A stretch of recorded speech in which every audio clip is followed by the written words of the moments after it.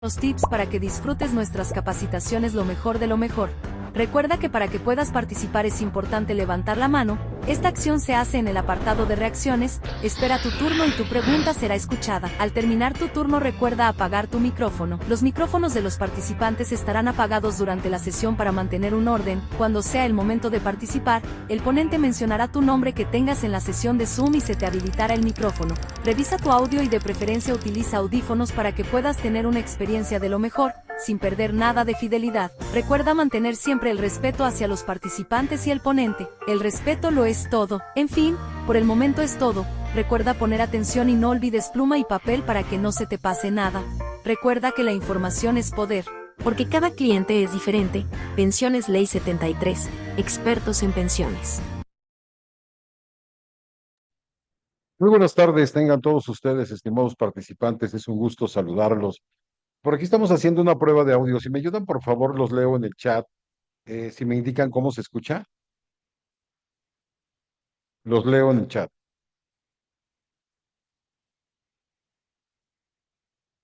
¿Qué tal, compañera Norma? Qué gusto saludarla. Ok, muchas gracias. Ok, compañero Moisés, muy bien, muchas gracias.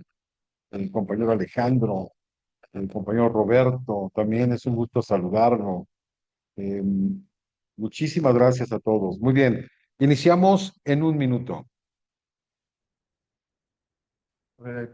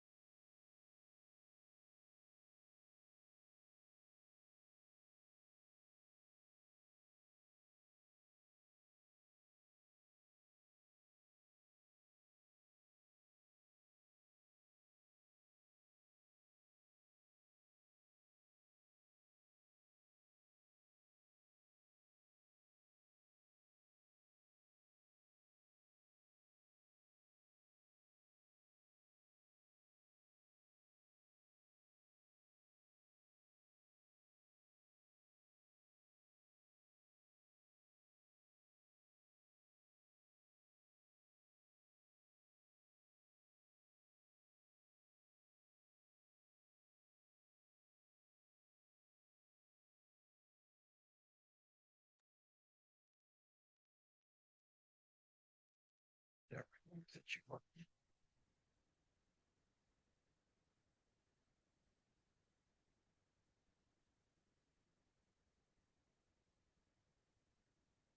Pues muy buenas tardes, tengan todos ustedes, estimados participantes. Es un gusto, es un gusto saludarlos. Denme un segundo.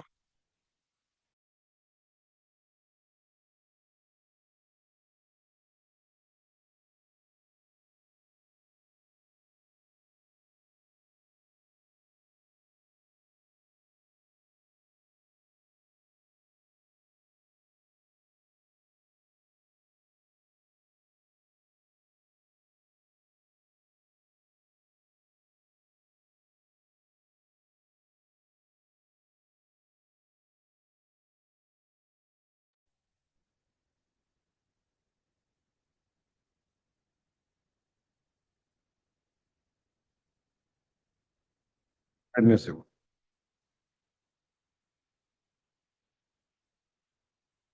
Muy buenas tardes, es un gusto saludarles y darles la bienvenida en estas charlas en materia de derecho familiar. Agradecemos mucho su interés en participar en este espacio de aprendizaje y orientación jurídica. Mi nombre es Manuel Rodríguez, soy abogado con más de 18 años de experiencia en la materia de seguridad social y a lo largo de mi trayectoria profesional he tenido la oportunidad de asesorar a numerosas personas y familias en distintos procesos legales, lo que nos ha permitido identificar la gran necesidad que existe de acercar la información jurídica de una manera clara y accesible. El objetivo de esta charla es brindarles pues herramientas básicas para comprender algunos de los temas más importantes del derecho familiar, como son el divorcio, la pensión alimenticia, la guardia y custodia, el régimen de convivencias y otros aspectos que frecuentemente generan dudas dentro de las familias. Y la intención es que esta sesión sea un espacio informativo, práctico y participativo, donde podamos compartir conocimientos y también resolver algunas de las inquietudes que ustedes puedan tener. Es importante también mencionar que dentro de la materia de la seguridad social se desprenden muchas situaciones en las cuales muchas veces la falta de información no llegamos a obtener el resultado que nosotros quisiéramos en materia de pensiones. Muchas veces al momento de asesorar a un trabajador nos percatamos que tiene diferentes situaciones legales y dentro de nuestras asesorías profesionales debemos también conocer un poco acerca de la materia familiar. El día de hoy, en lo particular, vamos a estar abriendo estas charlas con un tema muy importante, lo que es la acreditación de concubinato. Esta situación en la cual cuando un trabajador o pensionado pierde la vida, el cónyuge supérstite o la persona que sobrevive a su pareja tras el fallecimiento se encuentra en situaciones complejas. Es por eso que iniciamos estas charlas en derecho familiar con este tema tan importante. Sean ustedes bienvenidos. Y por supuesto, el día de hoy tengo a dos compañeros pues que están con nosotros aquí en el despacho Rodríguez Corporativo, dos colaboradores importantes, por supuesto, que forman parte de este corporativo. Y tenemos al licenciado Luis Marcial. Licenciado Luis Marcial, que es licenciado en Derecho, egresado de la Universidad Autónoma de México, de la ENED Acatlán, con más de 25 años de experiencia en el derecho familiar, laboral y de la seguridad social, catedrático también de diferentes universidades, con una amplia experiencia en la materia civil, laboral, ha trabajado en el Tribunal Superior de Justicia de la Judicatura del Distrito Federal. Y por este lado tenemos también un colaborador aquí del despacho Rodríguez Corporativo, el licenciado Juan Manuel Amaro, de igual forma licenciado en Derecho, egresado también de la Universidad Autónoma de México, y con más de 30 años de experiencia en la materia familiar, laboral y de la seguridad social. Bueno, pues sean ustedes bienvenidos. Y vamos a dar inicio a esta sesión, estas pláticas de derecho familiar. Y pues vamos a iniciar con el licenciado Luis Marcial. Licenciado Luis Marcial, qué gusto tenerlo esta tarde con nosotros aquí en el despacho. Señor Rodríguez, muchísimas gracias. Necesito un gusto de acompañarte aquí en tu corporativo. Gracias. Perfecto. Bueno, ¿y con qué tema empezamos? ¿Con el concubinato? Sí, también darle la bienvenida al licenciado Amaro, también que es Mucho que es gusto. un Gracias. colaborador Buenas muy tardes. importante aquí Buenas en el tardes. despacho. Pues adelante, licenciado, adelante. Ahora sí que platícale a la audiencia, pues, qué es el concubinato, Claro. qué se entiende por concubinato. Es muy importante lo que viene siendo el servicio social. Y para entrar de lleno a lo que es el concubinato dentro del ámbito de la seguridad social, demos una checada a lo que viene siendo el matrimonio en comparación con el concubinato. Matrimonio es la unión de dos personas formalizadas que se encuentran inscritas en el registro civil, creando o realizando el vínculo matrimonial para efectos de crear una familia. Y esta relación del matrimonio, del vínculo matrimonial, pues obviamente está regido por dos regímenes patrimoniales, que viene siendo la sociedad conyugal, como todos sabemos, o la separación de bienes. Y a contrassenso lo que es el concubinato, que viene siendo una relación informal. Ambas figuras están reguladas por las leyes mexicanas. Que si bien es cierto, el concubinato no es formal, pero se crean derechos y obligaciones como si fuera el matrimonio. Ahora bien, entonces digamos que el concubinato es la convivencia de un periodo de un año para poder acrecentar la figura del concubinato, y que en su momento lo viven juntos, pero no se encuentran casados, pero tienen la firme convicción de vivir juntos para formar una familia. Ahora bien, esta relación del concubinato pues, está regulada con varios criterios, sobre todo con varios requisitos legales, uno de los cuales es de que cualquiera de los dos concubinatos no debe de tener un impedimento legal, haber estado o estar casados con otra persona, estén libres de todo compromiso. Bueno, eso dice la ley, ¿verdad? Y muchas de las veces hay matrimonios que se desligan y inician una relación, por otro lado, en una convivencia libre, inician un concubinato.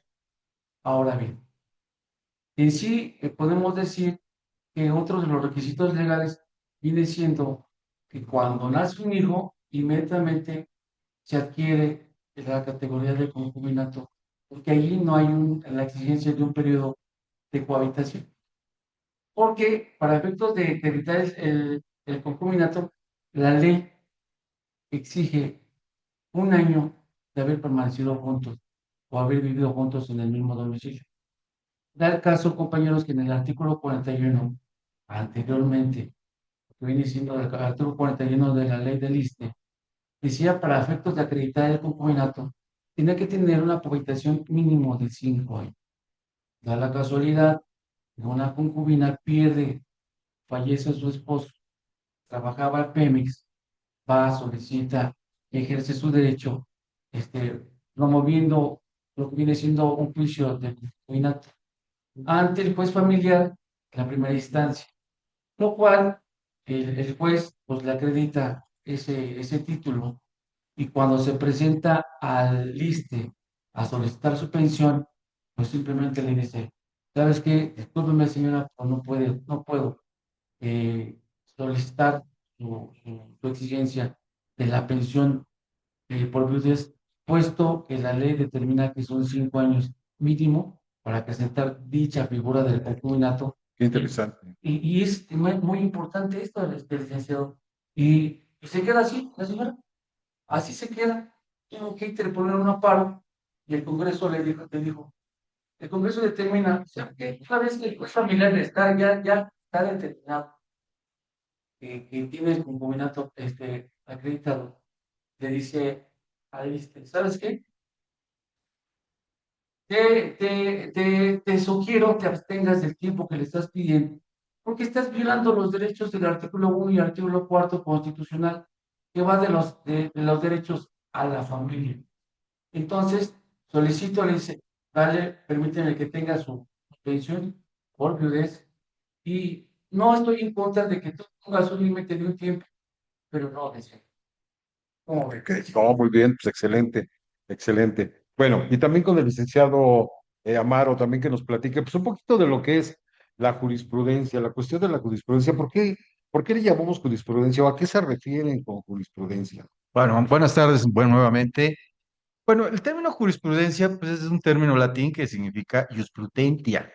Sin embargo, este fenómeno, esta condición que a veces, pues, para la gente común y corriente le es difícil comprender, la jurisprudencia no es otra cosa más que una serie de criterios emitidos por, en este caso, por la Suprema Corte de Justicia, que es la encargada y es la que representa el Poder Judicial de nuestro país. Y la Suprema Corte de Justicia ha emitido una jurisprudencia que se puede considerar ya obligatoria porque ya fue aprobada y además de que ya fue aprobada, tiene que ser ya aplicada en toda la República. Entonces, ¿qué nos encontramos con esta situación? En primer lugar, explicar qué es la jurisprudencia. Como se menciona en un principio, la jurisprudencia es una serie de criterios que ayudan a llenar esos vacíos que el legislador en su momento ya no lo pudo hacer. Entonces, ¿qué sucede ahí? Bueno, pues entonces, cuando surgen esta serie de vacíos, esta serie de discrepancias en los criterios, lo que se tiene que hacer es sugerir o en su caso solicitar a nuestro máximo órgano de impartición de justicia, que es la Suprema Corte de Justicia de la Nación, emita un criterio a efecto de que esas discrepancias, esos criterios tengan una unificación y sea aplicable en todo el país. En este sentido, la jurisprudencia que acaba de mencionar el licenciado Marcial, pues es ya obligatoria y es que hace una referencia porque la Suprema Corte realiza un estudio, un análisis sobre la complejidad que tiene el acreditar los tiempos. Entonces, para no hacer esto discriminativo o en su caso que las personas beneficiadas de alguna prestación en seguridad social principalmente, pues puedan tener esa facilidad de poder realizar sus trámites sin tanto problema jurídico. ¿Por qué? Porque la gente que va al Seguro Social o al ISSSTE, sabemos de antemano que no tienen esa capacidad ni esos conocimientos. Digo, no, no es malo decir que no lo sé, pero sí, el IMSS o en su caso el ISSSTE, pues hasta cierto punto, pues su legislación es muy rígida y ellos como institución también presentan esa condición de que o cumples lo que dice mi legislación o se cumple. Sin embargo, la jurisprudencia ya fue muy clara. Solamente se tiene que acreditar por lo menos un año. Y eso es un trabajo que se tiene que realizar para que se pueda presentar a realizar, en este caso el beneficiado o beneficiada, pues de todas las prestaciones que tenía el cónyuge que ya falleció para poderlos cobrar y seguirlos disfrutando, como decía el licenciado Marcial, la pensión por viudez. Pero muchas veces, licenciado Amaro, nos encontramos que cuando nosotros llegamos pues a la unidad de medicina familiar y solicitamos o integramos nuestro expediente y solicitamos nuestra pensión, bueno, requisito fundamental, pues sí sabemos que lo debemos acreditar pues con un juicio ante un juez de lo familiar. Así es. Sin embargo, ahora con esta nueva criterio de la Corte, en el sentido, si anteriormente en la sentencia no nos emitían que debemos de tener 5 años como mínimo, y ahora con este nuevo criterio, qué es lo que pasaría en este sentido? Cuando nosotros vamos a solicitar o ya tenemos una sentencia, ya nos dicta sentencia un juez y regresamos a la unidad de medicina familiar. Sin embargo, en esa sentencia solamente nos acreditan pues lo que dice el código, 3 años. Ahí tendremos que interponer este recurso o cuál sería la vía idónea y pertinente. Bueno, lo ideal es que cuando antes de iniciar todo procedimiento, en la misma solicitud que se hace ante un juez familiar, como bien lo estás mencionando, lo ideal es reiterar a partir de qué momento se inicia la relación de concubinato, ya sea a partir de que empiezan a tener una vida en común o desde el momento en que tuvieron un primer vástago, primer vástago. Entonces, lo ideal en estos casos es que siempre se mencione, y eso sería como una forma de reiterar al juez familiar de que la relación de concubinato se inicia desde tal fecha. De tal fecha, desde ese momento iniciamos una relación de concubinato. Ya la duración, pues ya se tendrá que acreditar de otras formas. Sin embargo, lo más importante aquí es que en la solicitud de reconocimiento de concubinato, lo reitero y lo repito, se debe de mencionar o por lo menos solicitarle al juez desde cuándo se inició la relación de concubinato. Eso es muy interesante, ¿no? Es muy interesante al respecto porque nos ha tocado, digo, nosotros que prácticamente pues esto hacemos todos los días, al momento por ahí nos llegan situaciones al despacho que emitieron la sentencia, sin embargo no tiene esta temporalidad que nos está pidiendo ya sea el IMSS o el ISSSTE, y nosotros cuando ya nos presentamos con con esta resolución o con esta sentencia emitida por el juez de lo familiar, muchas veces nos regresan y volvemos a tener que iniciar nuevamente el juicio, ¿no? Es así, ¿no? Así Y bien, es. también comunicándole a la audiencia que nos pueden por ahí estar pues si tienen alguna duda, alguna pregunta, los vamos a estar leyendo en el chat, por supuesto. Y bien, muchas gracias, licenciado Amaro, y también con el licenciado Marcial. No sé si nos puede comentar qué debo de entender por una unión de hechos. ¿Qué es una unión de hecho? Ese es ahora sí que la gente que nos está haciendo el favor de entendernos, hay palabras que muchas veces en lo que estamos platicando no se entiende. Entonces, sí estaría bien, Nick, Digo que también no vamos a ser tan técnicos, ¿no? Digo, no la mayoría de la audiencia son abogados. Digo, tenemos aquí contadores, tenemos Sí. consultores en materia de seguridad social. Sin embargo, digo, adelante, Ok. licenciado. Ya, siento ahora sí que la unión de hechos. Pues la unión de hechos se maneja muchas de las veces en el concubinato, que si bien es cierto, en el matrimonio es una figura de formación, de planeación, y lo que viene siendo el matrimonio, el concubinato, pues es una planeación de vivencia. Entonces, el hecho, lo que viene siendo la unión, la unión, ahora sí que esta unión en el concubinato es nada más es la formación de dos personas que en forma continua y permanente viven en unión libre bajo un mismo techo, con la intención de formar una familia que en su momento tiene como base la cohabitación o la relación o el vivir conjuntamente sin haberse casado. Eso es lo que viene siendo una unión de hecho. Vivir únicamente sin tener el lineamiento de lo que viene siendo un matrimonio, pero que sin en cambio gozan de los mismos derechos y obligaciones como si fuera una unión matrimonial.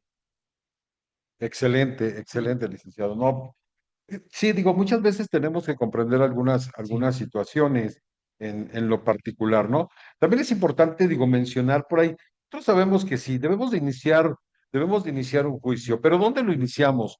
¿Cuál sería la competencia territorial, licenciado? Si nos puede hablar un poquito de la competencia, ¿cómo Sí, sabemos dónde iniciarlo? Yo vivo en Nezahualcóyotl o vivo en la delegación o la Calde. alcaldía Venustiano Carranza, no sé, o vivo en el municipio de Atlacomulco, no sé, ¿no? Puede ser cualquier lado. ¿Cómo identifico la competencia, licenciado? Bueno, la competencia, pues, es la forma en que una autoridad judicial va a poder intervenir y va a poder tomar decisiones y resolver, en su caso, pues, los juicios o los controversias que se lleguen a presentar.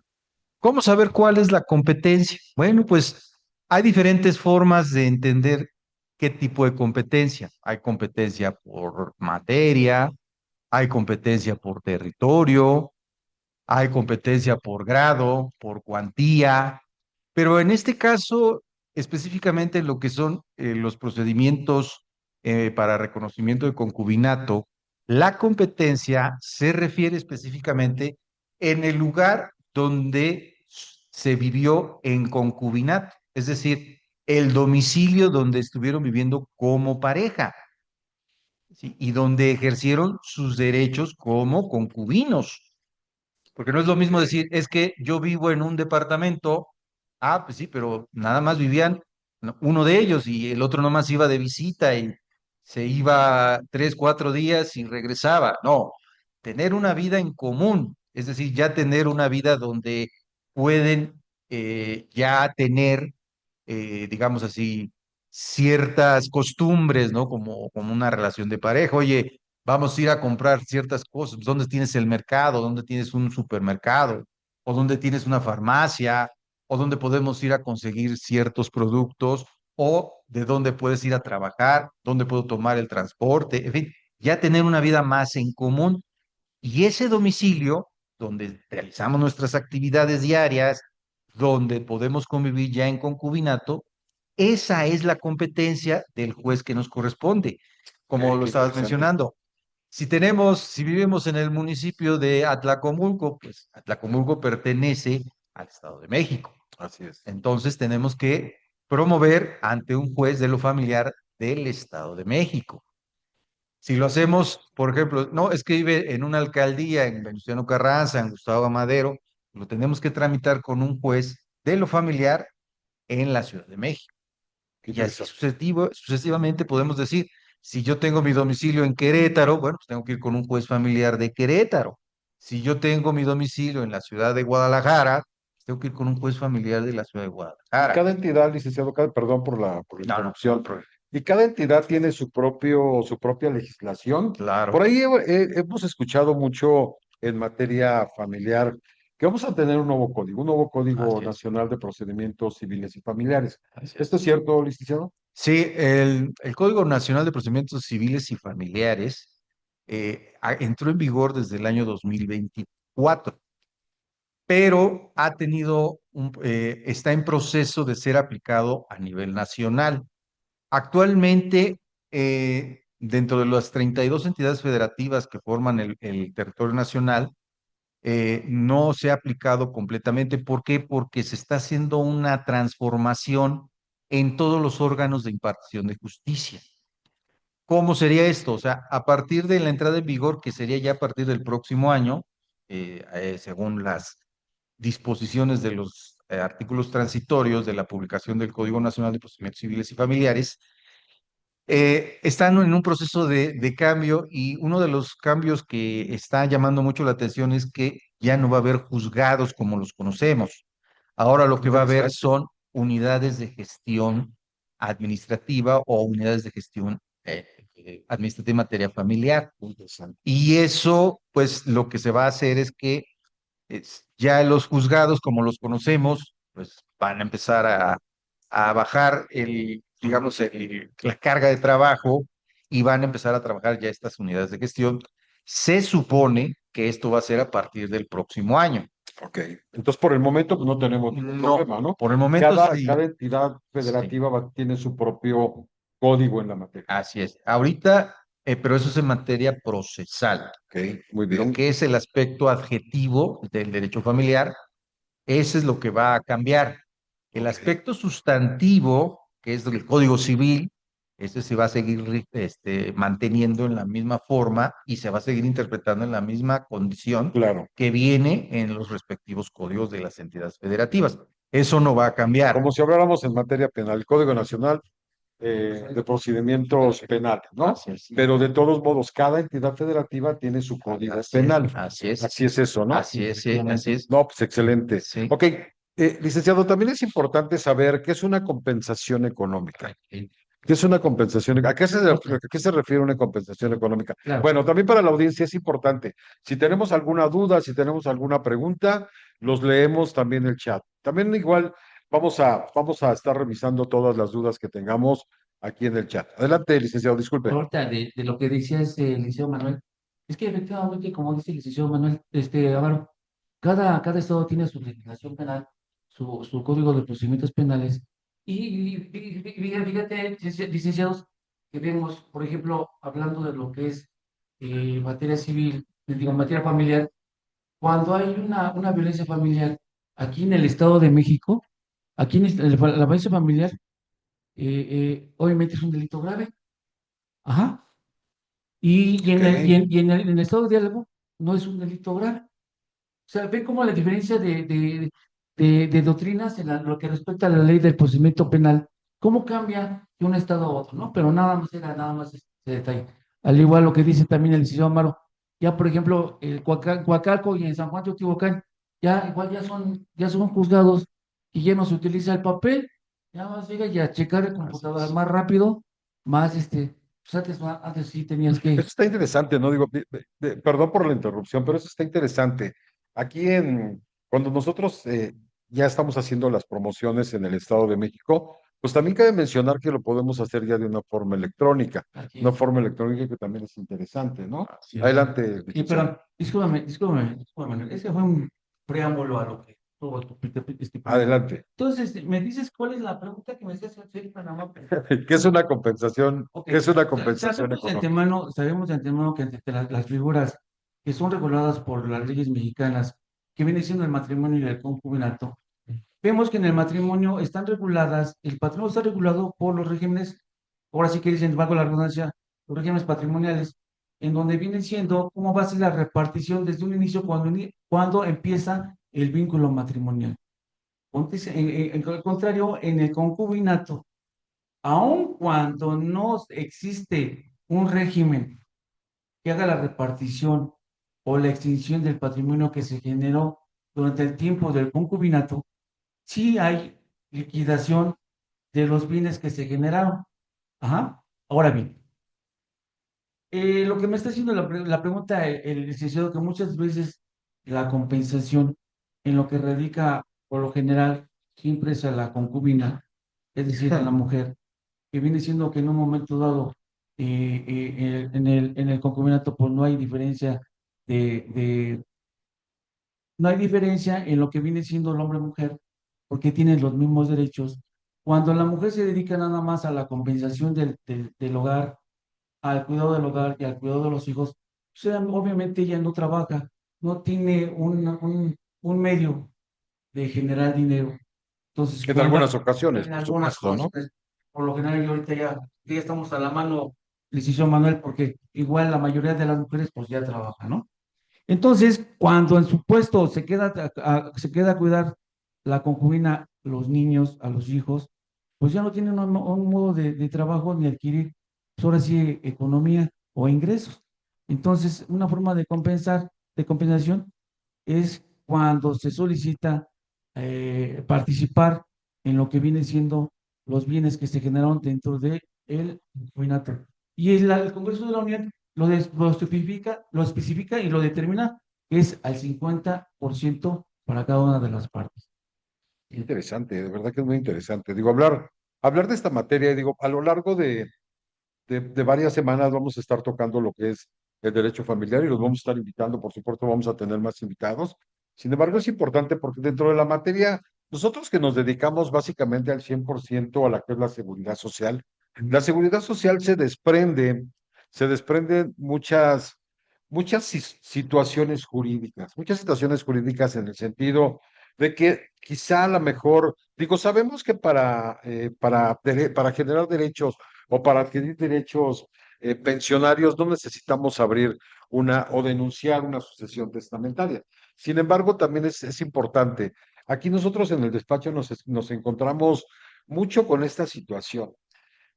Hay personas en la cual en un tiempo estuvieron por ahí, de hecho casadas y tienen un acta de matrimonio. Sin embargo, por cualquier cuestión del destino, circunstancia, pues llegan a separarse. Sin embargo, no finiquitan este vínculo matrimonial. Sin embargo, pueden ambas parejas pueden tener o iniciar relaciones también con otras personas y crear una nueva familia, por supuesto, que es válido, ¿no? Sin embargo, se llegan a encontrar que al momento de fallecer, ya sea el hombre o ya sea la mujer, pues se encuentran en esta situación complicada. ¿Por qué? Porque nosotros necesitamos, para acreditar el concubinato, una de las cosas importantes, aunque la Corte ya también se pronuncia al respecto, pues debemos demostrar, y de hecho es un documento importante, la constancia de inexistencia de matrimonio. Esa constancia de inexistencia de matrimonio en la cual nosotros no podemos seguir avanzando en el juicio si no aportamos esa documentación. Entonces, qué tan importante es que todas las personas, y por eso vamos a tener estas pláticas de derecho familiar, en la cual, pues cuando se dejan de tener ese compromiso, pues lo más recomendable, ¿cuál es? Pues que disuelvan este vínculo.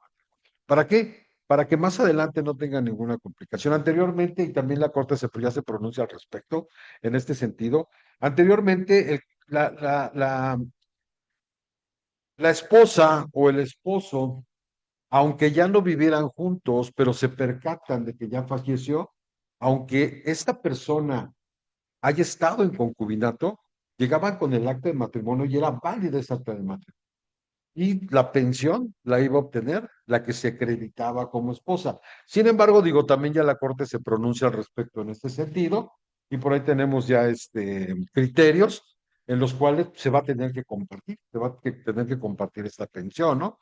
Ya sea la esposa concubina o quizás hasta dos concubinas, que se dan el caso, ¿no? Hay trabajadores, por ejemplo, que salen fuera, por ejemplo, los piloto aviador, un Los un, militares de aquí de no, Tecámac. no, una persona que maneja un autobús, por supuesto, ¿no?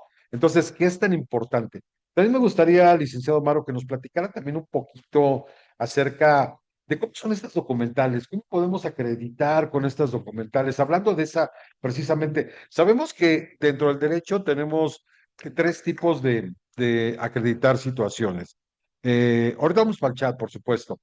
Ok, tenemos las periciales, tenemos las documentales y tenemos las testimoniales. En este en particular, hablando de lo que es la acreditación de concubinato, solamente tendríamos que presentar dos tipos de pruebas. ¿Cuáles son, licenciado? Sí, bueno, dada la naturaleza de este tipo de procedimiento, donde no hay una controversia, simplemente es un procedimiento para demostrar ciertos actos jurídicos.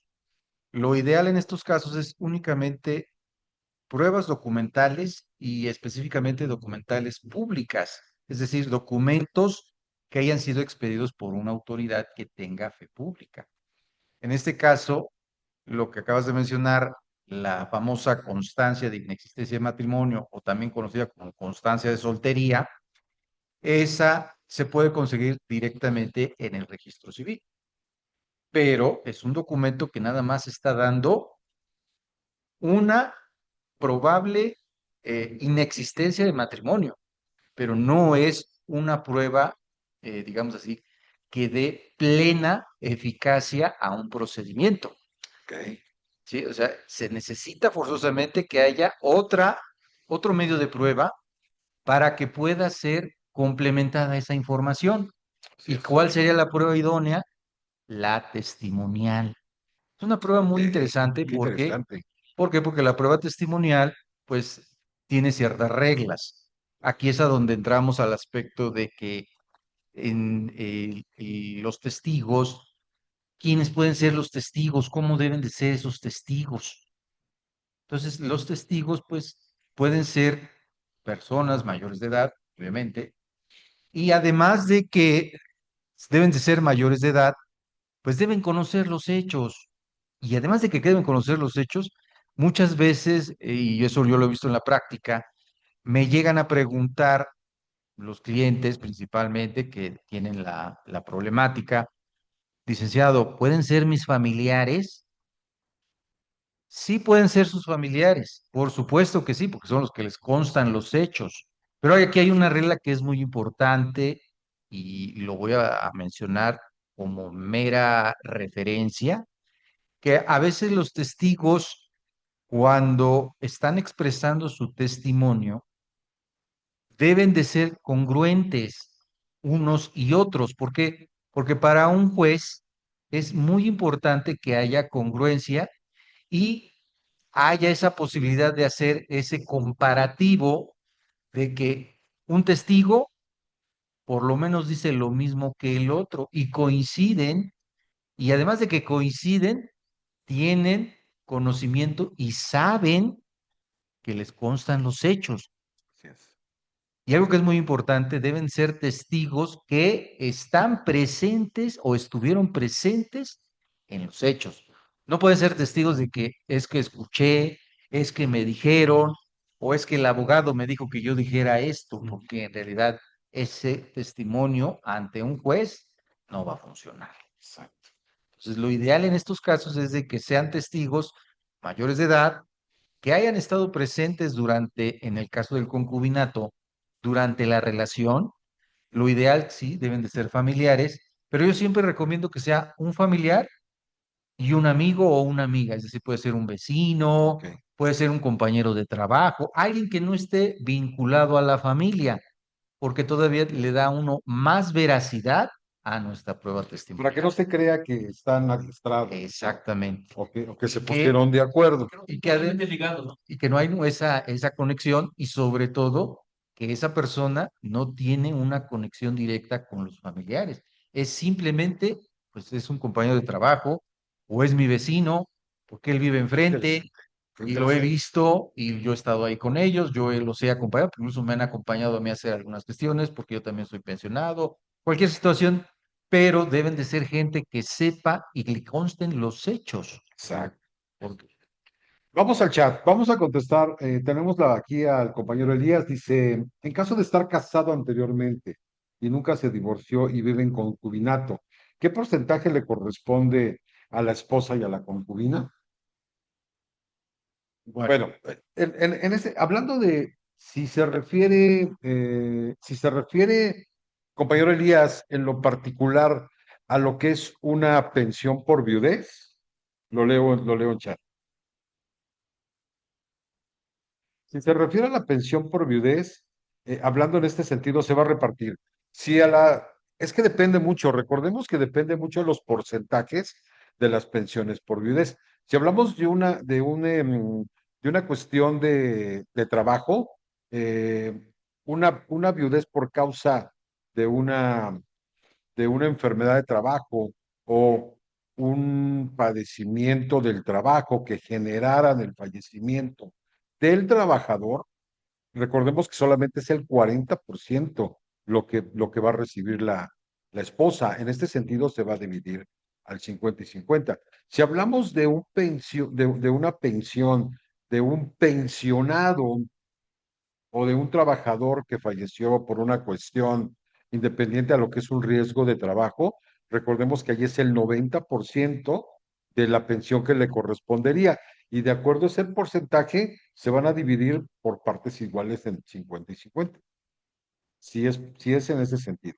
Por ahí también nos dice el compañero Moisés, también, maestro, existen varias tesis que declararon inconstitucional el requisito de estar libres de matrimonio y otra tesis que señala que el matrimonio y el concubinato pueden coexistir. Sí, claro, precisamente, eso es cierto lo que dice el compañero Moisés, por supuesto. De hecho, es un nuevo criterio que ahorita emite la Corte en ese sentido. Claro que sí, compañero Moisés, gracias por la precisión. Compañera Norma Cristina, gusto saludarla también. Nos dice, pero ¿qué pasa en el caso de una persona que viaja mucho, como usted, licenciado, y efectivamente vive con la esposa y la concubina? Dice, dependiendo de dónde se encuentren y hay evidencias de que viva con las dos. A ver, la repito. Pero ¿qué pasa en caso de una persona que viaja mucho y efectivamente vive con la esposa y la concubina, dependiendo de dónde se encuentre y hay evidencias de que vive con las dos? Más bien, ¿de dónde vive en el caso de la concubina?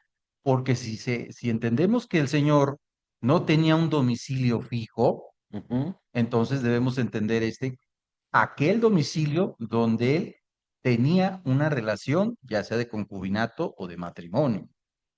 ¿Por qué? Porque ahí es a donde se estableció ese domicilio y ese domicilio, dependiendo en qué estado de la República se encuentre, pues ese va a ser el juez que va a conocer del procedimiento. Así es. Así es. Bueno, ¿tenemos alguna otra duda, alguna otra pregunta en chat? Nos dice el compañero, la compañera Elsa Castellanos, dice, tengo, tengo un caso cercano. Él está pensionado por su papá por incapacidad. Él tiene varios años en concubinato. Estamos pensando que la concubina pueda pelear pensión y bienes. Bueno, aquí se desprenden dos cosas diferentes, ¿no? Cuando hablamos de pensión, digo, no tenemos problema en cuestión de denunciar una sucesión, ya sea testamentaria o intestamentaria. Cuando hablamos de bienes, sí hay que denunciar esa sucesión. Así es. ¿Correcto? Sí, es una expresión. Sí.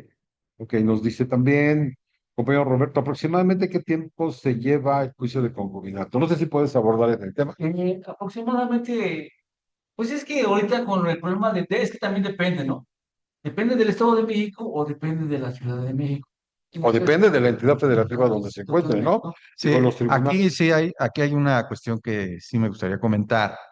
Es una noticia un poco preocupante porque si se tramita en la Ciudad de México, los procedimientos en la Ciudad de México están tardando actualmente mucho tiempo. Incluso como estos procedimientos ya se llevan a través y ya se aplica el Código Nacional de Procedimientos Civiles y Familiares, las unidades de gestión actualmente están tardando hasta 4 hasta 6 meses en acordar una promoción o perdón, una demanda inicial. Hablemos de un divorcio. Si hablamos de un divorcio, si uno presenta la demanda vía electrónica, las unidades de gestión tardan hasta 3, 4 o hasta 6 meses en acordar la admisión. Ya, ¿Sí? bueno, Entonces, no, entonces, pues ahorita te contestan hasta los baños. no, antes y ahorita han habido casos donde, por ejemplo, en el estado de Yucatán, eh, por ahí se supo de un juez que es tanta la carga procesal que ya tiene en su juzgado, que ya está mandando audiencias hasta dentro de 2 años, porque no puede dar audiencias antes. ¿Por qué? Porque la carga de trabajo es Así enorme. es. Entonces, en la Ciudad de México, eso es lo que nos está atrasando y está aconteciendo que los juicios se están retrasando un poco. En el Estado de México no está sucediendo eso, es todo lo contrario. Presenta promociones, presenta unos escritos, ya sea en forma electrónica o forma presencial, y los acuerdos salen al tercer día, cuarto día, ya tenemos el acuerdo. Así es. Y en la Ciudad de México, desafortunadamente, no se están dando los cambios como se esperaba, por la carga de trabajo, porque ha habido cortes de personal, han cambiado a jueces y también ha habido paros, pero los paros han sido por cuestiones estrictamente laborales. Y los paros lo que han hecho es que se ha retrasado mucho los procedimientos. Claro. Desafortunadamente nos encontramos ante esta situación y cuando hemos tenido que llevar asuntos así en la Ciudad de México, pues se tiene que hablar y concientizar con el cliente de que el procedimiento va a tardar y eso Así está es. completamente fuera de De nuestras nuestro manos. alcance. No podemos hacer nada, solamente gestionar.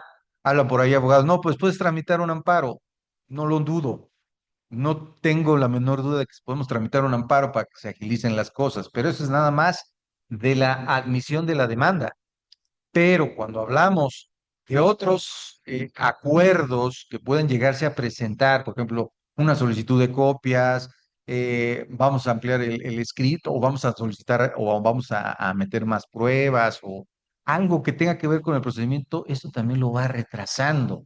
Y ni modo que estemos presentando amparos cada rato. O sea, en materia jurídica sabemos cuándo iniciamos un juicio, pero no sabemos cuándo se va a terminar. Eso sí se hace en la Ciudad de México, aclaro, porque en otras entidades federativas no se tiene esta problemática. La problemática actual está en la Ciudad de México por la carga de trabajo que tienen. Imagínense, antes de la entrada en vigor eran 42 juzgados familiares. Hasta 2024 extinguieron alrededor de como 10 o 30, como entre 10 y 15 juzgados fueron desaparecidos, los extinguieron. Y todos esos juicios los llevaron a los juzgados que todavía siguen trabajando. Bien, pero el personal que quedó, algunos decidieron renunciar porque no les convenía seguir trabajando, otros no fueron reconocidos. ¿Por qué? Porque hubo también ajustes presupuestales. Esto ya es una Perfecto. cuestión que Voy a también, regresar a las preguntas de claro, Ok, nos dice también el compañero Moisés, dice, la extinta sala emitió una tesis en la que declaraba el requisito estar libre de matrimonio.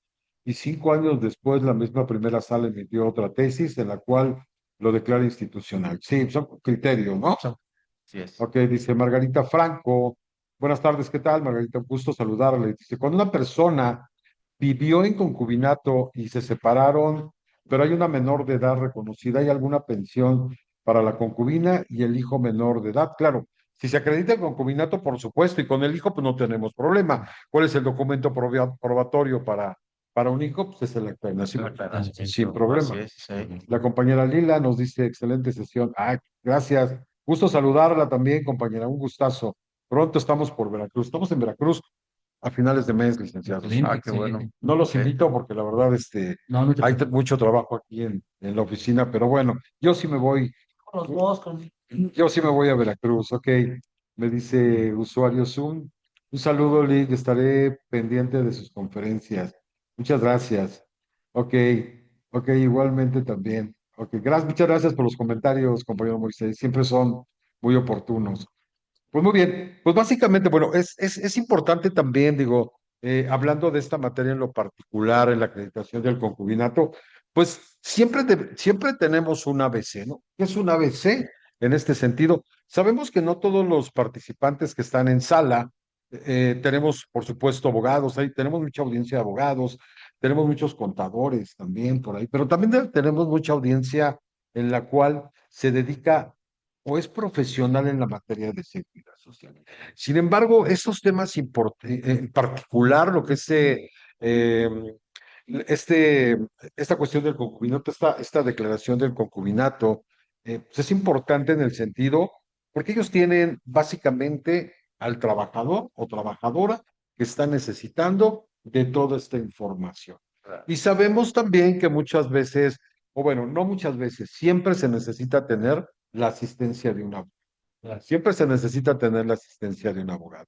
Nosotros en lo particular, Rodríguez Corporativo y por supuesto aquí los compañeros, nosotros podemos colitigar esos asuntos con ustedes, por supuesto. Si ustedes tienen asuntos en los que quisieran hacer un vínculo de negocios con Rodríguez Corporativo, pues estaría excelente. En otro sentido también es importante saber el ABC. ¿Qué es el ABC? Saber la competencia, que ya nos hablaste de la competencia, pero saber también cómo se presenta un escrito inicial o cómo se hace hablamos del cuerpo de este escrito inicial, ¿no? ¿Qué es lo que debe de llevar? Hablando de los hechos, hablando de las pruebas, de las documentales, de las testimoniales, dónde lo vamos a presentar, cómo revisar un acuerdo, ¿ok? ¿Cómo responder ese acuerdo? ¿Cómo revisarlo a lo mejor en plataforma? Tenemos un búho legal en el cual podemos nosotros revisar si ya se publicó ese acuerdo, si tenemos un término y que no se nos vaya a pasar el término. Entonces, yo siento que todas estas cuestiones son importantes. Ok, en este sentido, nosotros para la próxima semana vamos a lanzar un curso exclusivamente en lo que es concubinato. Concubinato hablando precisamente, ya hablamos de fundamentos, hablamos un poquito de lo que es el concubinato, ya los abogados que amablemente están aquí con nosotros, Rodríguez Corporativo, pues eh, ya nos explicaron mucho en este sentido, ¿no? Y hablamos no de términos legales, por supuesto, porque no estamos hablando no todos son abogados, ¿no? Tenemos audiencia de diversa, ¿no? Estamos tratando de tener un lenguaje en el sentido de que sea entendible y precisamente por eso nosotros la próxima semana vamos a tener un taller que se va a referir precisamente a lo que es el concubinato. ¿Para qué? Para que todas las personas que se dedican a la seguridad social, hablando, muchas veces nosotros tenemos aquí en la oficina abogados en los cuales son especialistas en alguna materia. Por aquí tenemos dos abogados en materia penal que desconocen cuál es este trámite o dónde poderlo llevar o cuál cómo poder pues, poner estos fundamentos legales, cómo iniciar este escrito, ¿no? Digo, para todas esas personas que lo requieran, la próxima semana, el próximo sábado en lo particular, vamos a tener un taller en materia de concubinato, ¿ok? Acreditación de concubinato. Y posteriormente vamos a seguir con esta materia jurídica. Vamos a tener otras pláticas igual. Vamos a hablar también del divorcio, vamos a hablar también de la sucesión, cómo denunciar una sucesión, dónde denunciamos esa sucesión, las etapas de la sucesión. Sabemos que tenemos una sucesión testamentaria e intestamentaria. Sabemos que consta de 4 etapas, pero también debemos de saber llevar estas etapas. Entonces, seguimos con las preguntas, por supuesto. Vamos a la audiencia. Me dice,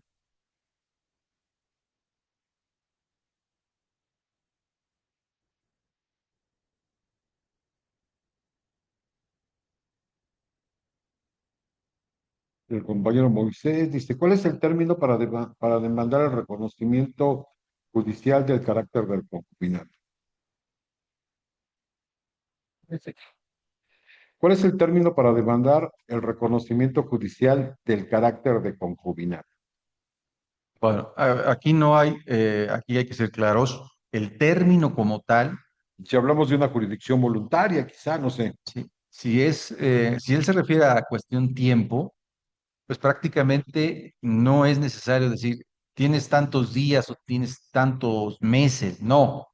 ¿Por qué? Porque es al momento en que uno va a necesitar ese documento.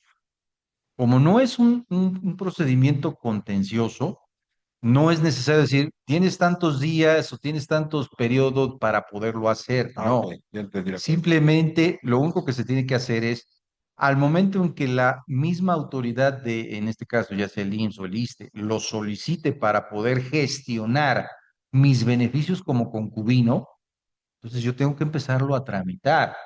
Desafortunadamente, y esto digo, tú lo debes de saber mejor que nosotros, pero la mayoría de la gente cuando llega a esa situación no va preparada, lo acabas de mencionar. No van preparados y cuando ya están en la ventanilla de la unidad de medicina familiar o de la subdelegación, O lo desconoce, ¿no? lo desconocen y llegan y le dice el de la ventanilla, no, pero necesito el reconocimiento y no viene, tiene que tramitarlo. Entonces la gente se va frustrada, enojada, molesta. ¿Y qué pasa? Bueno, pues entonces tienen que iniciar el procedimiento ante un juez, pero aquí, para que vean, sí se necesita el asesoramiento de un abogado, porque Así ellos es. solos no lo van a poder realizar. También es importante el conocimiento, ¿no? Claro, Que muchas veces cuando se nos acerca una persona, un trabajador, en cuestión de una asesoría en materia de seguridad social, ¿por qué llega con nosotros? Porque ya tuvo una dificultad ya. así es. Porque necesita información al Sí, respecto. sí, sí, así es. Entonces, es importante nosotros como consultores en materia de seguridad social, que nosotros conozcamos de estos temas, aunque no seamos abogados, aunque no tengamos esos términos jurídicos, es importante que conozcamos este tema que es tan esencial, porque se nos van a llegar a presentar situaciones, Sí, claro. situaciones en ese sentido, que llega la concubina, muchas veces la concubina, y se ha presentado en el despacho, cuando nosotros llega una persona que se dice la concubina y nos dice que ya tramitó su constancia de concubinato en el registro civil. Esa constancia de concubinato no es válida No. para los institutos. Sí, pero por ejemplo, actualmente, bueno, el Código Nacional de Procedimientos Civiles da esa opción de tramitarlo ante el registro civil e incluso ante un notario público. Así es. Sin embargo, no es un documento suficiente para que el instituto te diga, sí, ya eres concubino, no hay problema. No, forzosamente se tiene que hacer ante un juez familiar. Así es. Si Porque no, así lo requiere, de hecho, es un requisito. así es un Es requisito un requisito. indispensable. ¿Sí? Nada más que la ley nos está dando esa posibilidad de que se pueda tramitar ese documento con un notario público o en el registro civil. Oye, en promover, ¿cuánto tiempo se tarda en promover el concubinato, el juicio de concubinato? Pues, bueno, si es aquí en el Estado de México, pues viene siendo de mes y medio a 2 meses, prácticamente, El tiempo? el tiempo. Y como Pues, dice el licenciado Amaro, en la Ciudad de México, pues no hay tiempo, No, ¿no? no hay tiempo. Bueno, aquí en el Estado de México todo depende de ciertos factores. Uno de ellos es que tengamos toda la documentación Ah, completa. no, sí, claro. ¿Por qué? Porque luego resulta ser que el cliente no la tiene, Constancia. la constancia. No, ¿Por qué? matrimonio. Porque por ejemplo, ese trámite o esa gestión aquí en el Estado de México se tiene que hacer en la capital del estado, Luca. ¿no? No la podemos tramitar en una oficina de registro civil de algún municipio porque no es suficiente. Totalmente. Entonces tiene que ser en las oficinas centrales del registro civil y esas donde están, pues están en Toluca. Y aquí ir a Toluca así es. y es pérdida de tiempo, pierdes hasta 1 o 2 semanas, es tiempo y eso se tiene que tomar en cuenta. Así es. Otro aspecto que también es muy importante eh, mencionar, cada juicio o cada procedimiento tiene sus propias dificultades. Y cada dificultad hay que enfrentarla y además de enfrentarla tenemos que darle solución. ¿Por qué? Porque luego muchas veces nos enfrascamos en situaciones que no vienen al caso o no las contemplamos, pero llegan a presentarse. Y estos procedimientos, al ser meramente declarativos, pues hay que cumplir con la normatividad, incluso hasta con los criterios que dicen los propios jueces familiares. Así es. Entonces, podemos hablar un promedio de 2 o hasta 3 meses, porque también hay que tomar en cuenta otro factor, la fecha de audiencia. Esto también está fuera de nuestro alcance. ¿Por qué? Porque las fechas de audiencia se manejan de acuerdo a la agenda del juzgado. Cada juzgado se maneja diferente. Ellos pueden decir, no, pues yo estoy mandando audiencias cada 3 o 4 meses. Me tengo que esperar. No, es que la puede retroceder. No se puede. De hecho, ya está, valga la redundancia, hay jurisprudencia y que muchos juzgados se han escudado con esa jurisprudencia de que si se señala audiencia fuera del periodo que establece la ley, no hay violación de garantías. Y con eso se han excusado muchos jueces para prolongar los juicios hasta más de lo debido, más de lo normal. Excelente. Sí. Muy bien. Pues creo que ya no tenemos preguntas en la audiencia. No sé si tengamos alguna otra duda, algún otro cuestionamiento. Y si no es así, pues básicamente dándoles las gracias aquí a los abogados. Gracias. Licenciado Marcial, es un gusto. Esperamos vernos para la próxima. Licenciado, siempre es un gusto. Y Gracias. pues un gusto a todos ustedes. Gracias por estar esta tarde con nosotros, es importante. Y por ahí también invitándolos al próximo taller. El próximo taller que sería el día sábado, por ahí ya nada más acordaríamos la hora aquí con los abogados y vamos a hablar exclusivamente de lo que es el juicio de reconocimiento de conformidad. Vamos a hablar de competencia, vamos a hacer un escrito inicial, por supuesto, vamos a resolver dudas, vamos a resolver muchas preguntas, vamos a tener materiales de apoyo, vamos a hablar tesis, jurisprudencias, etc. ¿Vale? Entonces, compañeros, muchísimas gracias. Si no hay otro en lo particular, me dio mucho gusto estar con ustedes como siempre y hasta luego, hasta la vista. Hasta luego, buenas tardes.